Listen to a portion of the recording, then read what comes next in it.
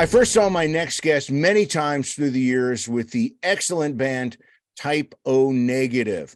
Of course, these days he is in another excellent band called I Am. Always great to speak to Kenny Hickey. Kenny, good to see you. How are you?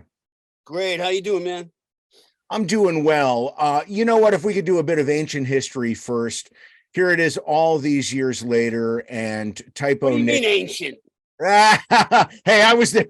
I'm older than you are. I was there for it all. So, but all these years later, and Type O Negative is still just a beloved group.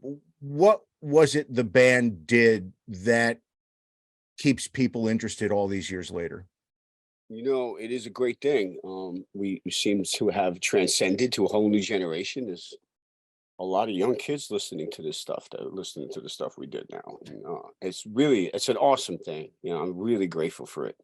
And as far as why it has transcended, does it have lasting power? I think because although a lot of it was tongue in cheek, much of it was real, and it came from the heart and it was honest.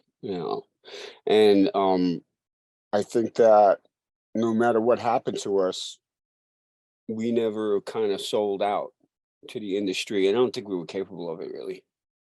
So I think that, fans pick up on that. They pick up on it in a personal way, in a personal level. And it just needs, I guess, one fan or a group of fans from a new generation to pick up on the same energy. And that's what makes classic bands and keeps them going. That's the difference between that and one-hit wonders. And long before other bands in rock or metal or heavy music, whatever you want to call it, were doing unlikely covers, Type O was pulling out tunes that you would think no metal band would ever cover this, and you guys just made them their own. What was the thinking behind that originally? Because again, that was sort of a pioneer spirit. Oh, I kind of regret some of them, but some of them came out great. Which what happened? Do you regret? Oh, Cinnamon Girl is a little bit, yeah, I don't know, the lyrics and stuff, but whatever. It doesn't matter. They all have their place, and I'm not gonna knock the stuff that we've done. I'm proud of almost everything we've done. But with Typo with covers, usually it was like the idea was knocked around, and we'd start screwing around, fucking around with it at rehearsal, and it either came out good or it didn't. And a lot of times it didn't. We did Light My Fire by the Doors that never made it because we did it terrible. But it always kind of like it came out, it was filtered through us, came out as us. The song was a cover, but it was done in the Typo style. Always. That was the mainstay. It had to be done in our style. I mean, why do a cover? Why do a song over again exactly the same way anyway? I mean, we rarely played our own songs the same way twice. One last Type O question. Out of the many times I saw the band through the years, the Trocadero in Philadelphia and Halloween shows were always the time to catch the band. What do you remember for those shows, and what made them so special? Oh, it was epic, man. Trocadero shows were always great. They were always sold out. They were always wild. People dressed up. We played there once, I think, with the Misfits, and it was just great. I think it's gone now. I think they closed it. Oh, no, I was there when they reopened it for the first time. Dear God, it must have been around 1990, there in the middle of Chinatown, because it had sat there. It's gone now. Like 40 years, yeah. That went, I think the Electric Banana was still there, but I think that went like 5 years ago, I think pre-pandemic. But yeah, great, nice. It was always a great homecoming. You knew. I mean, I missed a lot of Halloween with my little kids, because of that stuff. But there were great shows, great times, and we always had a blast. Hanging out at the back window. We did a fire escape, spitting on people and throwing food at them down the alleyway. All right, let's talk I Am. And the first thing, if you would be so kind, walk through everybody in the group and the stuff they've done. And then the second part of the answer, why is it you think you play so well together? Because sometimes you can get the greatest musicians in the world together, but they don't gel as a band. Well, it's me and Johnny. We know Johnny's history, Typo, Danzig, Now he's doing quite right on the weekends and stuff. And I think he's also just played on the last Kill Devil Hill album. He's another man of many bands. You know, Of course, there's Kirk Winstein, the great Kirk Winstein of Crowbar and Down, right? And now he's got some solo stuff going on too. You know, and Todd Strange, who was actually his original founding member of Crowbar as well, and Down, but he's been in and out of the bands, you know, on and off. He's got sort of this love-hate romance relationship with the music industry. Great bass player, great guy. I think that the thing about why we melded together so easily and so quickly was because, first of all, it's the same age group. You know, we're all cut from the same kind of musical play, you know, from we grew up as kids, early 70s to mid 70s, you know, discovering Elton John and then, you know, Zeppelin, Sabbath, and all this, and then Kiss, we're all big Kiss fans, you know, of that age group. So we kind of come from the same era and came to be in the same era, you know. So the language is there, the musical language is there. When I spoke to these guys and when they spoke to me when we were playing in the rehearsal studio trying to arrange this thing, there was no double questioning it, or what does he mean by that? It just, you know, we understood each other.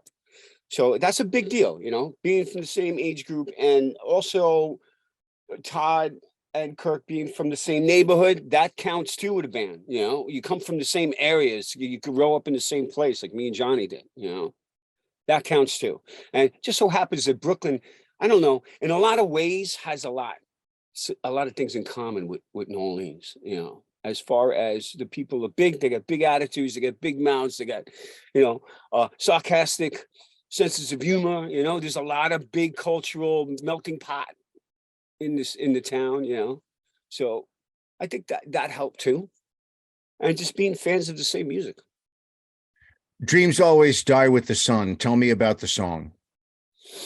Well, it was it came about very organically. You know, I mean, the idea was our mutual friend, me and Kirk's mutual friend, Drew Spalding, who was drinking buddies with us for years. He was also a merch guy for Typo, and good friends with Kirk, good friends with me, lived in New Orleans, was just like, you know, I want to start a label. I've had a dream of doing this. I want to start a label. I want to put a song out. I want you guys, because I've always wanted to see what would happen if I put Kirk and Kenny in a room. And that's how it came about. So it was like, I'm paying for flights. I'm blocking time in these studios. You got 3 days. So it was all like hit and run. Okay, I got to come up with some ideas. You know, I pulled some ideas out of my phone. I sent them over to Kirk, and those triggered whatever ideas came out of him. And we got off the plane and got into a rehearsal studio, and that's it, man. You know, that's how it just came together organically like that, written and arranged.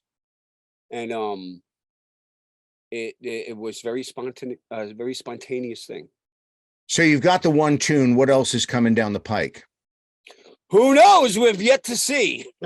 June 22nd, I fly to New Orleans, meet up with the guys.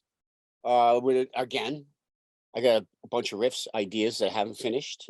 Maybe some loose vocal melodies. Kirk's got his ideas. We're going to throw them together. And we got 10 days to record now instead of 3. Let's see what we come up with, you know.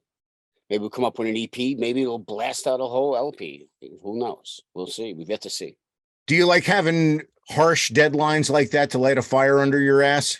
I think that deadlines are very, very important to a creative process. My current band, Silvertone, is a perfect example of that. You know, I've been mixing and I've been recording and mixing this thing for 2 years now. I have no deadline, so I need a deadline. Chinese democracy too, if you don't have a deadline, you know? Yeah, that's the perfect example of no deadline, right? Chinese democracy. You know what? I have to ask you, I don't think we've ever talked histrionics before. You and I are, you know, you're from Brooklyn, I'm from Jersey. I would imagine we were at some of the same concerts when we were kids. What were some of the earliest shows you remember seeing in New York City? Well, the first show I ever saw was Circle Jerks at Lemoore on a Thursday night. I was about 14 years old.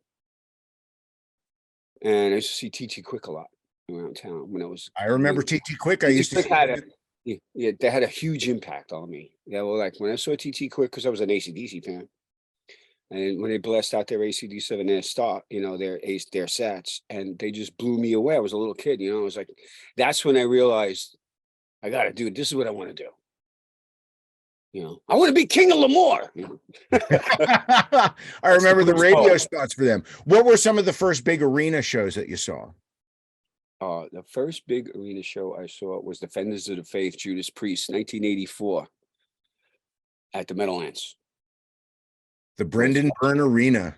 I was a huge fan of Judas Priest. I was a big Judas Priest head back in the day, and that just blew my mind, But the When You Feel Safe, and the arm came down, the giant arm, and he walked down the arm with his baton. Oh, great stuff. That was the first real huge, and that was at the heart of big metal in the 80s, right? When the sets were getting bigger and bigger, and the explosions and the fire, and what a great time to grow up.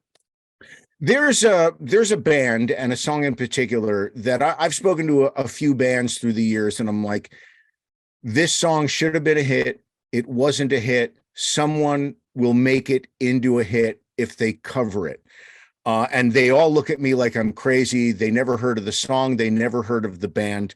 Do you recall Taking It to Detroit from the Good Rats? No. Oh my God. See, this is what I mean. Maybe if I heard it, I don't know.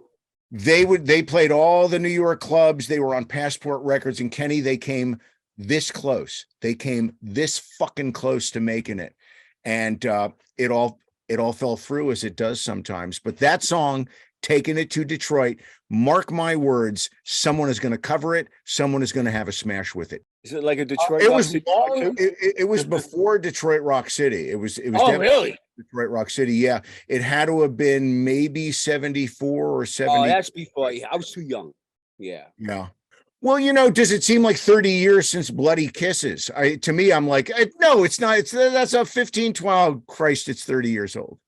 In a way, when I think about it, some of the things seem like they were yesterday, but it does seem like a long time ago. When I really, think back, it was a whole lifetime ago, a couple of lifetimes ago, One last thing. Why do you think you're still here? Because you've had an interesting career. You've worked with tons of people in tons of different roles. Other people can't do that. They can't roll with the changes. Why do you suppose you're still here doing interesting shit?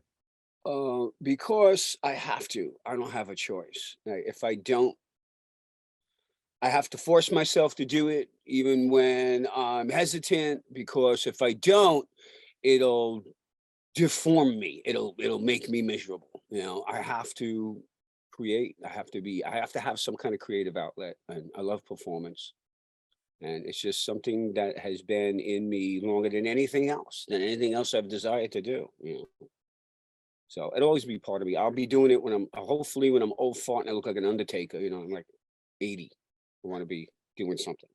Well, it's great catching up with you. And let's talk maybe in a few months after you get back together with the I Am guys, and let's see what's cooking then. Awesome.